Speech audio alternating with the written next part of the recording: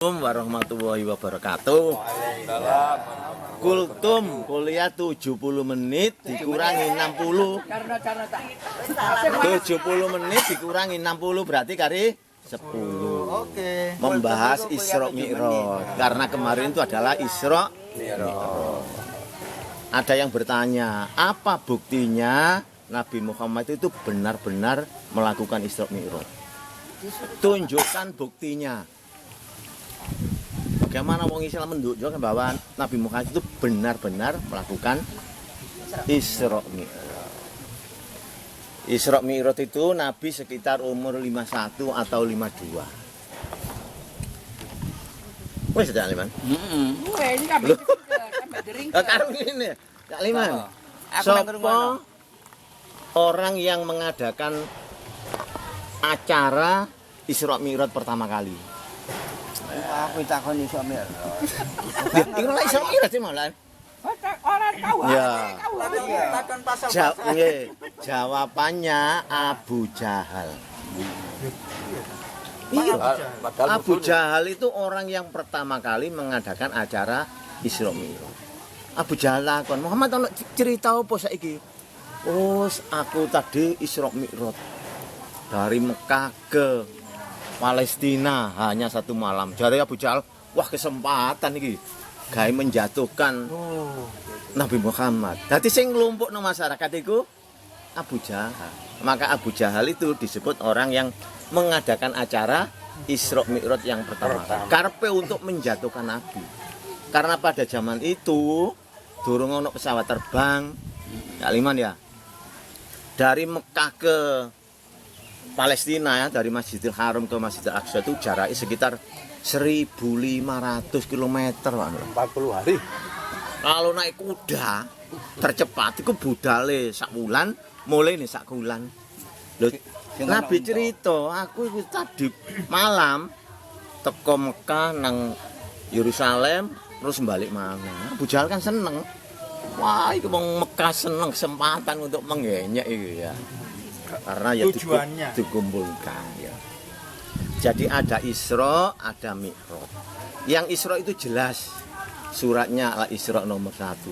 Subhanallazi asra bi abdihi lailam itu ya.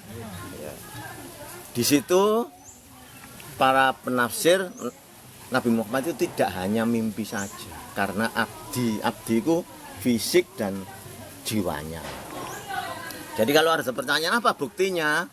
Jawaban pertama, buktinya Isra Mi'raj disebut dalam Al-Qur'an. Sing ayat mau subhanalladzi ya. Kalau ada di Quran maka pasti benar, ya Aliman. Kalau menolak Al-Qur'an kan jenenge kafir. Bukti yang kedua, Isra Mi'raj itu banyak dimuat dalam hadis sahih. Hadis sahih banyak ceritanya. Bukti yang ketiga, wong Quraisy itu menghina, mengenyek. Kalau hanya mimpi kan gak digenyek. Aku ngipi, wong Quraisy menengahi karena dia cerita pergi ke Yerusalem maka menghina. Karena menghina itu berarti gak mimpi. Bukti berikutnya, Nabi Muhammad itu sejak kecil tidak pernah bohong. Selalu jujur. Wong kafir itu menjuluki Nabi Muhammad jenenge Al-Amin, dapat dipercaya. Mosok wong cilik sak umur sampai hari ini gak tahu mbujuk, terus waktu dewasa cerita mbujuk yang peristiwa yang besar kan tidak mungkin. Kemudian sahabatnya jenenge Abu Bakar, orang yang baik, orang jujur, langsung membenarkan. Wong sing kumpul bendina iku, kalau Muhammad sing ngomong mesti bener. Terus hasilnya Isra Mi'raj itu apa ya, Liman? Salat. Kalau salat itu kan penting. Masa salat itu dasarnya kan peristiwa yang penting juga. Jadi yang Isra itu jelas di Al-Qur'an, yang Mi'raj itu yang gak sampai jelas, hanya isyarat. Karena tidak jelas berbunyi Mi'raj. Di An-Najm itu kan hanya ketemu malaikat ke Sidratul Muntaha itu Mi'rajnya. Jadi Isra-nya itu perjalanan darat, mi'rajnya ke langit. Terus bukti berikutnya, kaum Quraisy bertanya, apa bukti ini? Kalau sudah perjalanan ke Palestina, ketemu sapa ae. Ketemu sapa ae. Terus itu ada hadis yang cerita itu. Nah ini, pada waktu Nabi Isra Mi'raj, itu Masjidil Haram belum ada. Umur 51 dan 52, Ka'bah ada 360 berhala.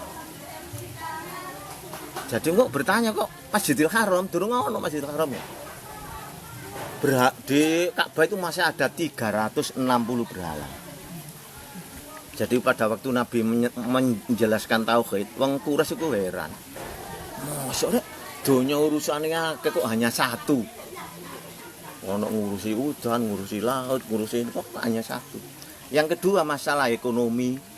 Kalau berhala ini dihancurkan, ekonomi ini Quraisy terganggu ya Allah. Berarti kalau ada 360 berhala kan suku-suku teko.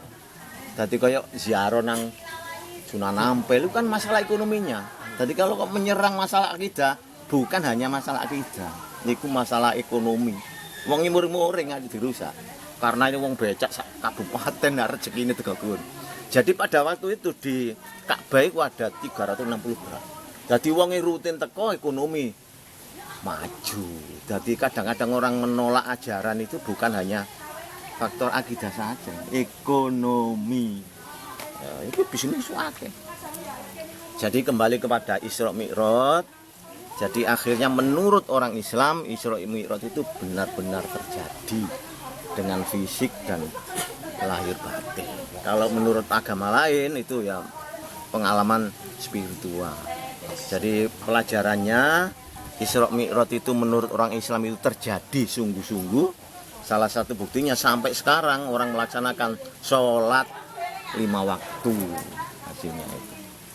Jadi termasuk saya memperbaiki sholat saya karena sudah diberi rezeki, umurnya sudah melebihi jatah Nabi 63 itu tahun Hijriah.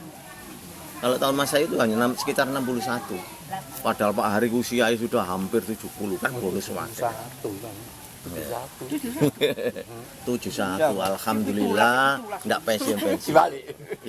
Lho kok kon jatuh 71.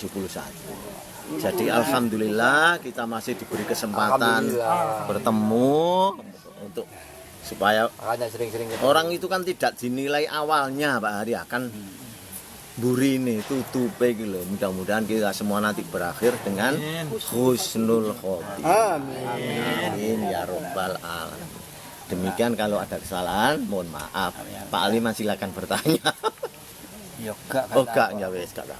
Saya mau Demikian, assalamualaikum warahmatullahi wabarakatuh. gimana ya? Wis ta lah, antum lah. Iya. Amin.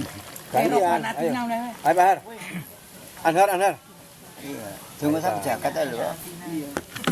Dadi Pak Harade ora apa nang kuburan umur masalah ekonomi Pak, bukan hanya masalah kita. Loh, apa?